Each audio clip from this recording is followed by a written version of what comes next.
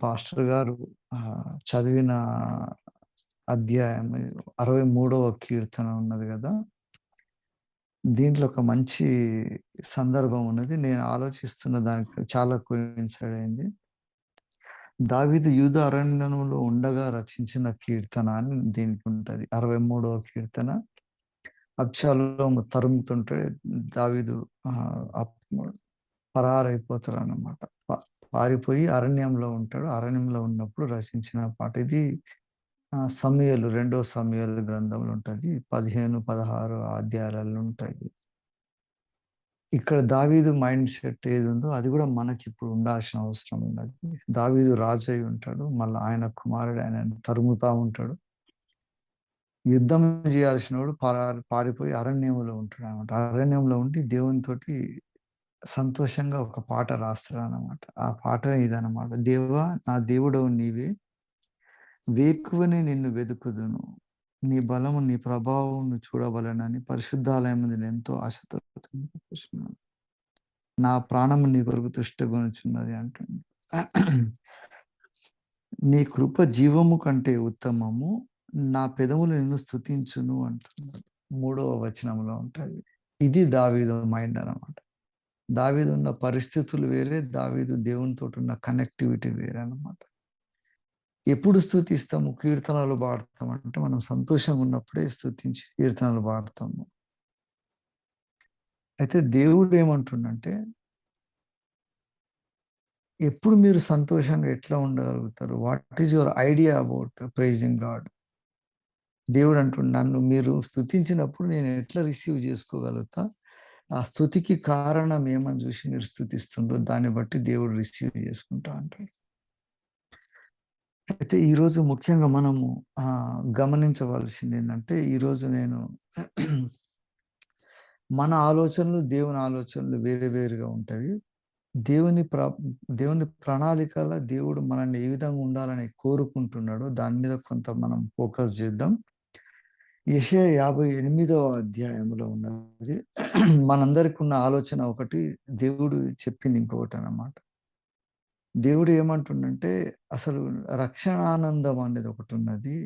మనకు దొరికిండు. దేవుడు మనల్ని ఏర్పరచుకున్నాడు.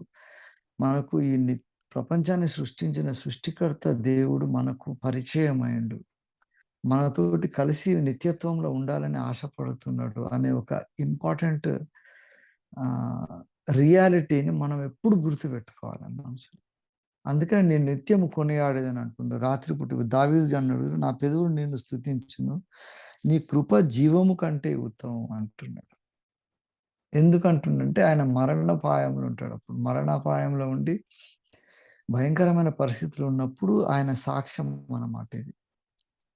నా ప్రాణము నీ కొరకు తృష్ణగొనుచున్నది అంట. ఆయన ప్రాణం తీయడానికి ఒకడు వెంటపడుతున్నప్పుడు ఈ మాటలు దేవునితోటి మాట్లాడుతుంటాడు. మన ఆలోచనలు, దేవుని ఆలోచనలలో ఎక్కడ డిఫరెన్స్ వచ్చింది? దాన్ని మనం దేవుని ఆలోచనలకు కన్వర్ట్ చేసుకున్నప్పుడు, మనం గూడా ఇటువంటి పరిస్థితులలో ఉండగలుగుతాం. ఇప్పుడు ప్రపంచంలో చూస్తే గూడా ఎక్కడ చూసినా గూడా public want to be happy కదా! సంతోషంగా ఉండడానికే ప్రజలందరూ ప్రయత్నం జేస్తున్నారు. ఇప్పుడు మనం యూట్యూబ్ ఛానెల్ తీసుకుంటే గూడా ఫన్నీ జోక్స్ కానీ, హ్యాపీనెస్ రకరకాల మనం ఏది జేసినా సెలబ్రేట్ జేసినా అన్నీ పబ్లిక్‌లో పెడతా ఉన్నారు. బర్త్‌డే సెలబ్రేషన్ నుంచి మొదలుపెట్టుకుంటే ఎక్కడెక్కడ జరిగినామో అవన్నీ గూడా people want to show that they are happy. సంతోషంగా ఉండడానికి ఎంతైనా ఖర్చు పెడుతుండ్రనమాట. అసలు సంతోషంగా ఎట్లా ఉండగలుగుతాము? దేవుని ఆలోచన ప్రకారం సంతోషం అంటే ఏంటిది? పౌలు అంటాడు రాసుకుంటా, ఫిలిప్పీ పత్రికలో ఉంటది. సంతోషించుడి, ఎల్లప్పుడూ సంతోషించుడి, మరలా చెప్పుదును, మళ్ళా సంతోషించుడి అని జెప్తాడు. అది జెప్పినప్పుడు పౌలు జైల్‌లో ఉండి జైల్‌లో నుంచి రాస్తుంటాడు ఆ లెటర్. ఇప్పుడు దావీదు గూడా అక్కడ అరణ్యంలో తరుముతుంటే అరణ్యంలో పోయి చావు బ్రతుకుల మధ్యలో ఉన్నప్పుడు దావీదు రాస్తుంటాడు. వేకువనే నిన్ను స్తుతిస్తున్నానంటాడు. 58వ కీర్తనలో ఉన్నది. మనకు గూడా మన జీవితంలో మనం ఎప్పుడు సంతోషంగా ఉంటున్నాము. అసలు వాట్ ఈస్ హ్యాపీనెస్ యాక్చువల్లీ కదా! సంతోషం అంటే దానికి రిలేటివ్‌గా ఉంటది కదా! సంతోషం ఎప్పుడు కాన్‌స్టాంట్‌గా ఉండదు. పలానాది సంతోషం అంటే అందరం దాన్ని కొనుక్కోవచ్చు అనేటట్టు ఉండదనమాట. ఒకడు ఇల్లు కొనుక్కుంటే సంతోషపడతాడు వాడు. ఇంకొకనికి కొన్ని రోజులైనాక ఆ ఇంట్లో ఉన్నప్పుడు వానికి పెద్ద సంతోషం ఆ ఇంట్లో వానికి ఏం హ్యాపీనెస్ ఉండదు. కారు కొంటే సంతోషపడతాడు. పెళ్ళైతే సంతోషపడతాడు. పిల్లలు పుడితే సంతోషపడతారు. వాళ్ళకి పెళ్లి గావాలి. Every every step in our life మనం సంతోషాన్ని వెతుకుతా ఉంటాం. కొన్ని రోజులైనాక అది సంతోషంగా అనిపియదు మళ్ళా. మళ్ళా పిల్లలకేమైనా అయితది. అయినప్పుడు మనకు దుఃఖం అయితా ఉంటది. ఇప్పుడు మన సుధాకర్ పాస్టర్ గారి గురించి కూడా మనం ప్రతి ఒక్కటి సంతోషం వస్తది. దాని వెంబడి దుఃఖం కనిపిస్తుంటది. ఈ ప్రపంచంలో ఉన్న ప్రతి సంతోషం వెనుక దుఃఖమే ఉంటది. ఆఖరికి అంతా సంపాదించిన ఒక్కడు వందల కోట్లు, వేల కోట్లు సంపాదించి చానా గొప్పగా ఉన్నాననుకుంటాడు. వాడి ఇంట్లో అన్ని బంగారమే అన్ని పెట్టుకొని ఉంటాడు. తినే ప్లేట్ నుంచి మొదలు పెట్టుకుంటే. ఇంట్లో ట్యాప్‌లతోటి సహా అన్నీ బంగారు తయారు చేసి పెట్టుకుంటాడు. రాజ్యాలను ఏలుతారు గానీ సంతోషంగా ఉండలేరు. సంతోషం ఎప్పుడొస్తదసలు? అందుకనే పౌలు అంటున్నాడు, in the prison and he telling the church to be happy all the time. ఎక్కడి నుంచి వస్తది ఆ సంతోషం అంటే దాని కొరకు మన ఆలోచన ప్రకారం ఉన్న సంతోషం వేరే, దేవుని ఆలోచన ప్రకారం ఉండే సంతోషం వేరే. దాన్ని ఆనందము అంటారు. ఇంకా సంతోషం కంటే ఆనందం అనేది ఇంకా మంచి వర్డ్. ఆనందం అంటే అది మైండ్‌లోకెళ్ళి వస్తదనమాట. సంతోషం అంటే పరిస్థితులను బట్టి వస్తది గానీ, నీ లోపల ఎప్పుడు ఆనందం ఉంటది. అందుకే దావీదు రాసినప్పుడు రక్షణానందము అని అంటుండు. రక్షణ సంతోషం అంటలేడు. టెంపరరీగా వచ్చేది సంతోషం. కొన్ని రోజులైనాక పోతది. దుఃఖం వస్తది, పోతది. అది ఎమోషన్స్ తోటి సంబంధించింది. ఆనందం అనేదేమో మన హృదయంలో ఎప్పుడు కాన్స్టెంట్‌గా ఉంటదనమాట. అట్లా ఆనందంగా ఉండాల్సిన అవసరం ఉందన్నమాట. ఇక్కడ ఏముంటుందంటే సేమ్ అట్నే ఉదయకాలంలో ప్రతి దినము అని ఇప్పుడు రాసింది గదా! నా దేవుడవు నీవే వేకువనే నిన్ను వెదుకుదును అంటున్నాడు. 58వ యెషయా ప్రవచన గ్రంథము ముఖ్యంగా మన మెననైట్ కాన్ఫరెన్స్ 58వ సంవత్సరంలో స్టార్ట్ అయింది. 1958లో. అందుకని నేను దాని మీద ఎక్కువ ఫోకస్ చేసినప్పుడు మన ఆలోచనలు దేవుని ఆలోచనల నుంచి తప్పిపోయినప్పుడు మనం దేవుని ప్రణాళిక నుంచి తప్పిపోతాము. దేవుడు ఏవి అనుకుంటుండో దానికి భిన్నంగా మనం ప్రవర్తిస్తుంటాం. మన కాన్ఫరెన్స్‌ని గూడా దేవుడు స్థాపించినప్పుడు దేవుని ఆలోచన ప్రకారం మిషనరీస్ స్థాపించినప్పుడు ఏ ఆలోచనతోటి జేసిండ్రో మనకిప్పుడు అదే ఆలోచన ఉన్నప్పుడు దేవుడు వాళ్ళని ఆశీర్వదించినట్టు మనల్ని గూడా ఆశీర్వదిస్తాడు. అప్పుడు దేవునికి ఎట్లా మహిమ కలిగి ఎన్ని లక్షల మంది ఇప్పుడు ఒక ప్రభావితులైనరు. ఒక మంచి సొసైటీలో బతకగలుగుతుండ్రు. మన ద్వారా ఇంకా కొంతమంది లక్షల మంది గూడా దేవుని సన్నిధిలోకి రాగలుగుతారు. దేవుని విశ్వాసంలోకి రాగలుగుతారు. వాళ్ళని దేవుడు ఆశీర్వదిస్తాడు. సో, మనము ఆశీర్వాదానికి కారకులం కాకపోవడానికి కారణం ఏందంటే, దేవుని ఆలోచన, దేవుని విధానము అది వాళ్ళకు అర్థమైనట్టు మనకు అర్థం గావట్లేదు. ఇక్కడ 2 ముఖ్యమైనవి. సంతోషం గురించి మాట్లాడినప్పుడు 58వ అధ్యాయంలో యెషయా ప్రవచన గ్రంథం ఉన్నది. రెండో వచనంలో తమ దేవుని న్యాయ విధిని విడువక నీతిని అనుసరించు వారైనట్టు అనుదినము వారు నా యొద్ద విచారణ చేయుచు నా మార్గములను తెలుసుకున్న ఇచ్చ కనపరుచుదురు. తమకు న్యాయమైన తీర్పులు తీర్చవలెనని వారు అడుగుదురు. దేవుడు తమకు ప్రత్యక్షుడు కావాలనని ఇచ్చయింతురు అంటుంది. ఇది మనం జేస్తున్నాం. ప్రతి ఉదయం దేవుని సన్నిధిలో లేసి మనం ఏం అడుగుతున్నామంటే, తమ దేవుని న్యాయ విధిని విడవక నీతిని అనుసరించు వారన్నట్టు అనుదినము వారు నా యొద్ద విచారణ చేయుదురు. ప్రతిదినం మనం దేవుని సన్నిధిలో పోయి మనం అడుగుతా ఉన్నాం. ఎట్లా జేయాలి దేవా? ఏం చేయాలి ప్రభువా? అందుకని ప్రతి ఉదయము దేవుడిని స్తుతిస్తున్నా అని దావీదు అంటున్నాడట. ఈ స్తుతితోటే మనకొస్తదన్నమాట. అట్లా స్తుతించడం ఎక్కడి నుంచి వస్తదంటే, ఈ ఆనందంగా ఉండడం అంటే. ఇప్పుడు మనం జూడండి ప్రతి ఒక్కరి లోపల ఏదన్నా ఒక దాని గురించి బాధపడడానికి కారణం ఉంటది. ఫైనాన్షియల్ ప్రాబ్లము, ఫ్యామిలీ ప్రాబ్లము, లేకపోతే ఏమన్నా ఉద్యోగాలు అనుకున్నది రాకపోవడం, లేకపోతే సొసైటీలో మనకు గుర్తింపు లేదనో, లేకపోతే మనకు అనుకున్నట్టు మనకంటే వేరోళ్ళు ఎక్కువ ప్రాస్పర్ అయితుంటే మనకు బాధ అయితుంటది. ఎన్నో రీజన్స్ ఉంటాయి. దేవుని ఆలోచన ప్రకారం 2 ముఖ్యమైనవి చెప్తా నేను. దాని తర్వాత మనం కంక్లూడ్ చేద్దాము. ఇటువంటి ఆలోచనలలో డిఫరెన్స్ ఎప్పుడొచ్చిందంటే, అక్కడ వాళ్ళు ఇశ్రాయేలు వాళ్ళు ఏమంటుండంటే యాకోబు సంతతి వారి గురించి మాట్లాడుతున్నారు. ఏమంటుండంటే, తాళక బూర ఊదినట్టు ఎలుగెత్తి బిగ్గరగా కేకలు వేయము. వారు చేసిన తిరుగుబాటును నా జనులకు తెలియజేయము. యాకోబు ఇంటి వారికి వారి పాపమును తెలియజేయము అని మొదటి వచనంతో స్టార్ట్ చేస్తుంది. మనం ఏం చేస్తున్నామో మనకు తెలియాలి అన్నమాట. అయితే వాళ్ళు ఉపవాసం ఉంటారు.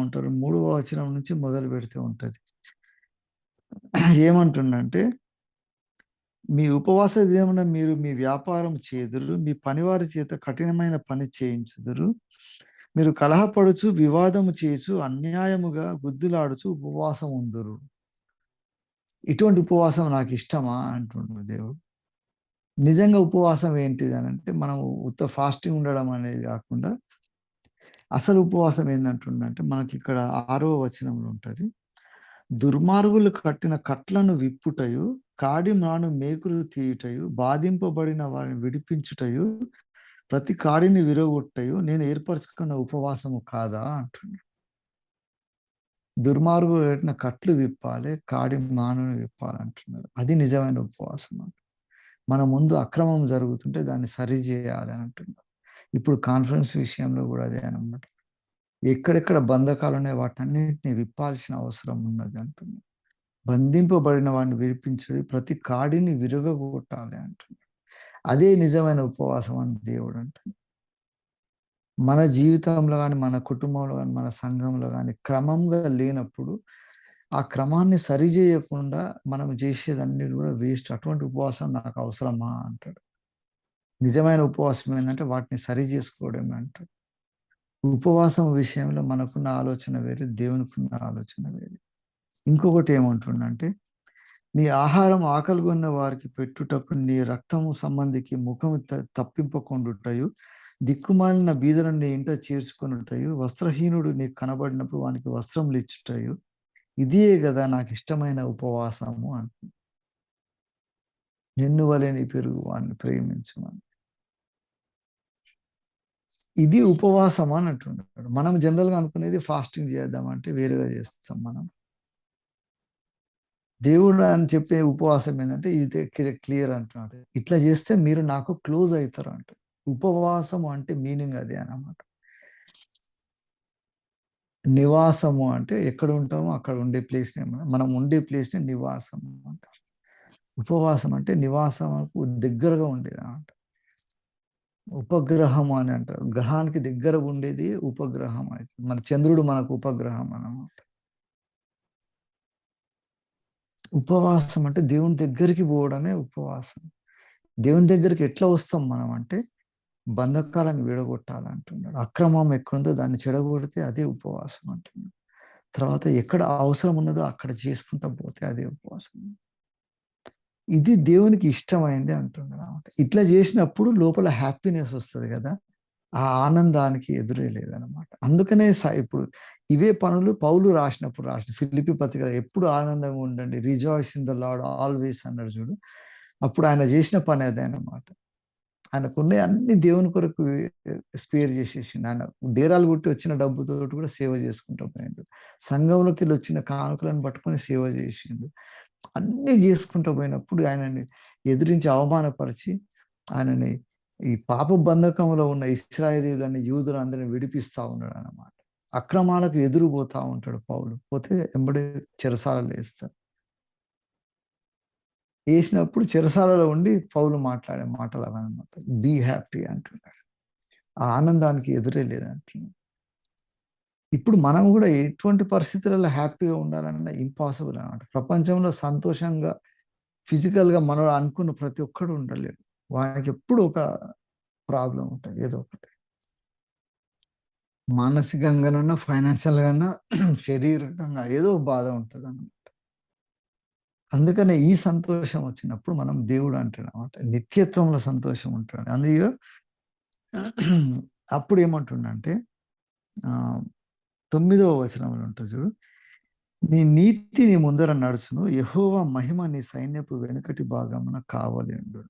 దేవుడు మన ముందల, మన వెనుక కావలి ఉంటాడు అంటున్నాడు. ఉన్నప్పుడు అప్పుడు నీవు పిలువగా యెహోవా ఉత్తరం ఇచ్చును. నీవు మొరపెట్టగా ఆయన నేను ఉన్నాననును. ఇది అంటున్నాడనమాట. చీకటిలోని వెలుగు ప్రకాశించును. అంధకారం నీకు మధ్యాహ్నం వలె ఉండును అంటున్నాడనమాట. 11వ వచనం ఉంటది. యెహోవా నిత్యము నిన్ను నడిపించును. క్షామకాలం ఆయన నిన్ను తృప్తిపరచి నీ ఎముకలను బలపరచును. నీరు కట్టిన తోట వలె ఎప్పటికప్పుడు ఉబుకుచుండు నీటి ఊట వలె ఉంటావు అన్నట్టు. ఇవి జనరల్‌గా అందరికి రావనమాట. క్షామకాలంలో గూడా మనం సంతోషంగా ఉంటామన్నట్టు. ఈ హ్యాపీనెస్ ఎప్పుడొస్తదంటే, దేవుని లోపల మనము సంతోషంగా ఉన్నప్పుడు, బంధకాలను విడిపింపగలిగినప్పుడు, కట్లను విడిపించాలంటున్నాడు. ఎవరికి అవసరం ఉన్నదో వాళ్ళకి సహాయం చేస్తుండాలంటున్నాడు. ఎంత సహాయం చేస్తున్నాం అనే మాట చెప్తలేడు. నేను ఇన్ని వేలుంటే నేను ఇన్ని లక్షలున్నాకనే నేను కాంట్రిబ్యూషన్ స్టార్ట్ చేస్తా అంటే కుదరదు. నీ పొరుగువానికి అవసరం ఉన్నప్పుడు వానికి సహాయం చేయాలంటున్నాడు. ఆ నేచర్ తోటే సంతోషం వస్తదనమాట. ఒకనికి హెల్ప్ చేసే నేచర్ ఉంటది చూడు, దాంతోటే సంతోషం వస్తది. అందుకే యేసయ్య గూడా ఆయన పరిచర్యలో why he was always happy. యేసయ్యని ఎప్పుడు సీరియస్ మొఖంలో మనం బైబిల్ ఏడ కనపడడు. శాస్త్రుల పరిచర్యను గద్దిస్తాడు గానీ, he was never serious and furious అనమాట. మొఖం చూడగానే వికారంగా ఇట్లా ఎప్పుడు సీరియస్‌గా పెట్టి ఎప్పుడు యేసయ్య ఉండడసలు. ఆయనను చూస్తే సంతోషం కలగాలి ఎవరికైనా అట్లుండేది. మనం గూడా అట్లనే ఉండాలంటే ఆ సంతోషం, ఆ ఆనందం మన లోపల నుంచి వచ్చినప్పుడు మన మొఖంలో కనిపిస్తదనమాట. మనం ఉన్న పరిస్థితులు వేరే ఉంటది. మనం కనిపిచ్చేది వేరే ఉంటది.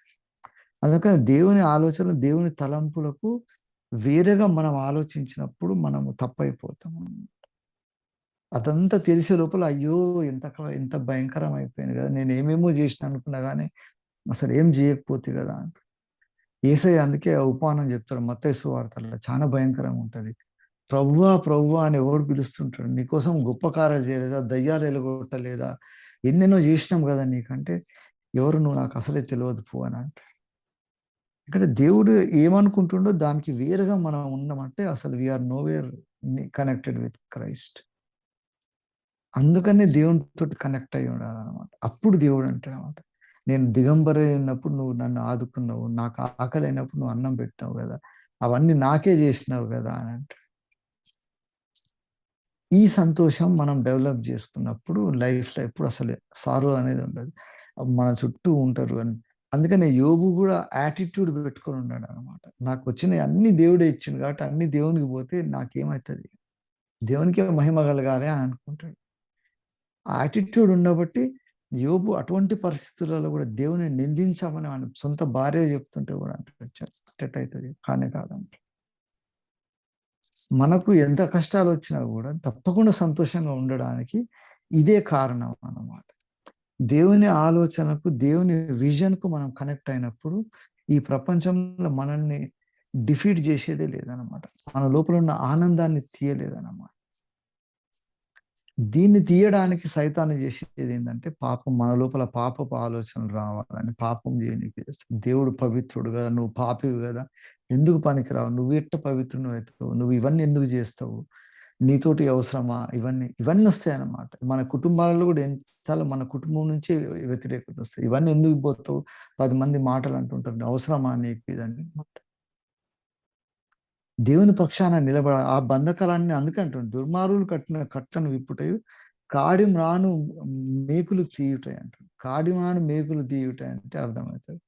ఎద్దులకి ఇట్లా ఏసి ఒకటి పొడుగుది ఇట్లా కట్టె పెడతాడు. ఆ ఎద్దు అండ్లకెళ్ళి పోకుండా ఉండడానికి అని పెడతాడు. రిలీజ్ చేయాలంటాడు. ప్రతి కాడిని విరగొట్టాలి అంటున్నాడు. అదే నేను ఏర్పరచుకున్న ఉపవాసం అంటున్నాడు. మనము దేవునికి అవైలబుల్ ఉండడమే అన్నమాట. అన్ని అడ్డం పెట్టుకొని మనం లిమిట్ అయ్యి ఉన్నామంటే అదే బంధకం అంటాడు. అసలు అటువంటిది పనికిరాదు నాకంటాడు. ఇప్పుడు మనం దేవుని సన్నిధిలో గూడా మనల్ని మనం స్ట్రాంగ్ జేసుకోవడానికి మనం ఉపవాసం ఉండాలని తిండి తినకుండా రోగాలు తెచ్చుకొని ఉండడం గాదు. పవర్‌ఫుల్‌గా దేవుని కోసం నిలబడాలి. ప్రతి బంధకాలను విడగొట్టగలగాలి. అప్పుడు దేవుడు అంటాడు, "నువ్వు నాతోటి క్లోజ్ అయితున్నావురా. You are close to me" అంటాడు. అది దేవునితోటి సంబంధం కలిగి ఉండడం. అప్పుడు మనం జేసే ప్రార్థనలు అంటుండు. అందుకనే చూడు, అప్పుడు నీవు పిలువగా యెహోవా ఉత్తరం ఇచ్చును. 9వ వచనం యెషయా 58 నీ మొరపెట్టగా ఆయన నేనున్నాననును అంటున్నాడు. అంత క్లోజ్ అయిపోతానన్నమాట దేవుని దగ్గరికి. ఎప్పుడంటే మన ఆలోచనలు దేవుని ఆలోచనతో సమానంగా ఉండాలి. అందుకని మనకు ఉన్న అభిప్రాయం ఏందంటే, ఉపవాసం అనగానే మన సంఘాలలో ఉపవాసం తిండి బంద్ చేసుకుంటూ ఉపవాసం అనమాట. ఖచ్చితంగా వానికి తెలుసు మళ్ళా ఒక పూట తర్వాత మధ్యాహ్నం, రాత్రి మళ్ళా మంచి విందు భోజనం ఉంటదని తెలుస్తది. అదేమో ఉపవాసం అంటాం. దేవుని అదే అంటున్నమాట. ఇగో మేము ఉపవాసం ఉండగా నీవెందుకు చూడవు? మేము మా ప్రాణము ఆయాసపడుచుండగా నీవెందుకు లక్ష్య పెట్టవు అని అందురు. ఇప్పుడు మనం పరిస్థితి అదే అన్నమాట. మీ ఉపవాస దినమున మీరు మీ వ్యాపారం చేయుదురు. మీ పనివారి చేత కఠిన పని చేయించుచు, మీరు కలహపడుచు, వివాదం చేయుచు, అన్యాయంగా గుద్దులాడుచు ఉపవాసం ఉందురు అంటున్నాడు. అక్కడే డిఫరెన్స్ వచ్చింది. అందుకని మనం దేవుని కొరకు కాడి మ్రానుని విరగొట్టాలి. బంధకాలను విరగొట్టాలి. అది మనకున్నా పర్వాలేదు, మన కుటుంబానికి, మన సంఘానికి ఎక్కడున్నా గూడా వాటిని విరగొట్టాలి. అది దేవుడు అంటున్నాడు. అందుకనే యెషయా 61 ప్రవచన గ్రంథం ఇది 58 గదా! అది అక్కడ యేసయ్య గురించి మాట్లాడుకుంటూ అంటుంటాడనమాట. ఏమంటాడంటే, బంధింపబడిన వారిని విముక్తి చేయుటకు, నలిగిన హృదయం గలవారిని దృఢపరచుటకు, చెరలో ఉన్న వారిని విడిపించుటకు, అందుకే నన్ను అభిషేకించుండు అని అంటాడు. So, we are destined for that అన్నమాట. వీటన్నిటిని మనకున్న బంధకాలు విడగొట్టుకోవాలి. అదే నిజమైన ఉపవాసం. మనం అప్పుడు దేవునికి మొరపెట్టగా ఆయన వింటాడంటాడు. ప్రతి ఉదయము మనం ఆయన సన్నిధిలో ఉంటది. యెషయా 58లో అదే ప్రస్తావించిండనమాట. ఏమంటుండంటే, తమ దేవుని న్యాయ విధిని విడువక నీతిని అనుసరించు వారైనట్టు అనుదినము వారు నా యొద్ద విచారణ చేయుచు తమకు న్యాయమైన తీర్పు తీర్చవలనని వారు అడుగుదురు. దేవుడు తమకు ప్రత్యక్షము కావాలనని ఇచ్చయింతురు.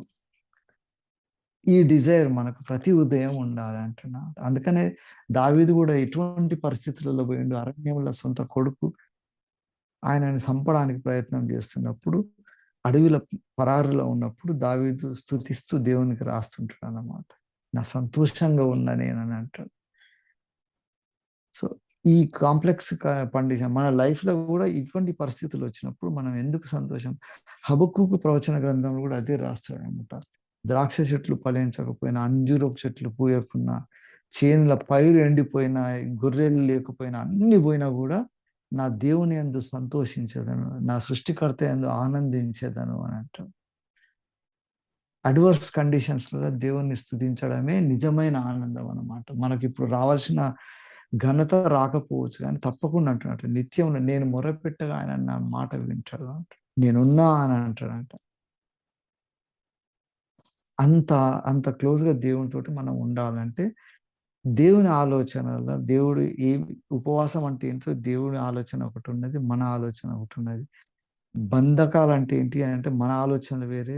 వ దేవుడు సంతోషం, ఆనందం అంటే ఏం చెప్తుండంటే ఆయన యందున్న ఆనందంతోటి ఉన్నది. రక్షణ ఆనందం ఉన్నది. ఈ ఆనందం గాకుండా మనం లోకంకు సంబంధించిన ఆనందం కొరకు మనం ఎంత టైము, మనీ, ఎమోషన్స్ ఇవన్నీ పెడతా ఉన్నాం. పెట్టినంక లాస్ట్‌కి అంటారు మనకు దుఃఖమే ఉంటది. అటువంటి భయంకరమైన పరిస్థితిలో ఉండకుండా దేవుడు మనల్ని ఉదయకాలంలోనే ఛాలెంజ్ చేస్తుందన్నమాట.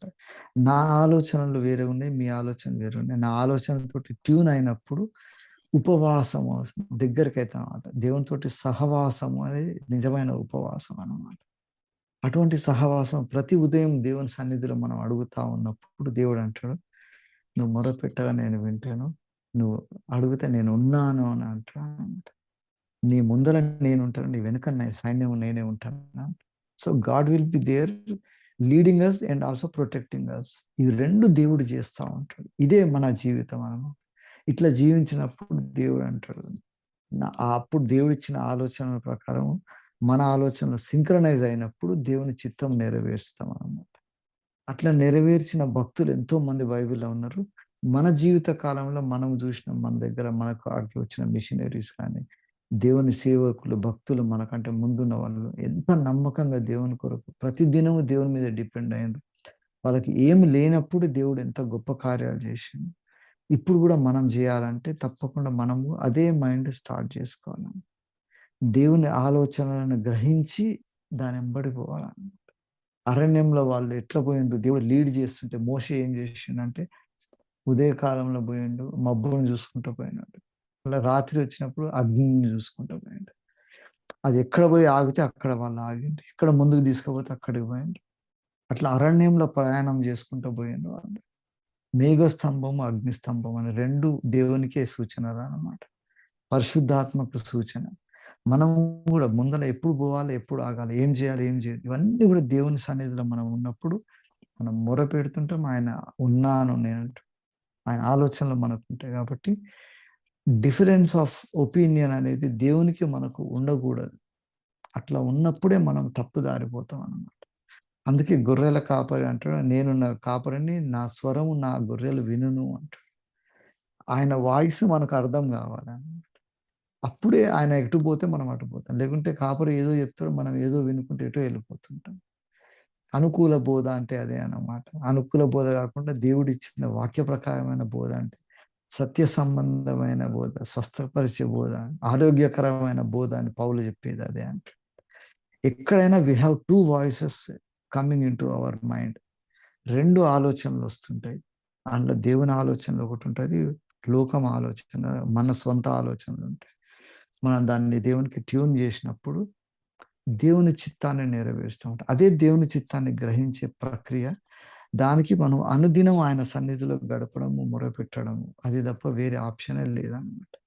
అందుకనే 58వ యెషయా ప్రవచనంలో 58వ అధ్యాయంలో 3వ వచనంలో ఉన్నది గదా! ప్రతిదినం ఆయన సన్నిధిలో మొరపెడతాము. న్యాయం గావాలంటాము. అన్నీ గూడా దేవుడు ప్రొవైడ్ చేస్తాడనమాట. దేవుని ఆలోచన ఆయన ప్రత్యక్షత కొరకు కనిపెట్టుతామనమాట ప్రతిదినం. అప్పుడు మనము ఆ రోజంతా గాని ఇప్పుడు మనం మన ఈ జీవిత కాలంలో ఏమి చేయాలన్నా గూడా అదే ఆలోచన మనల్ని లీడ్ చేస్తాయనమాట. దేవుడిచ్చిన ఈ కొద్ది ఆలోచన బట్టి దేవునికి మహిమ కలుగును గాక. Thank you.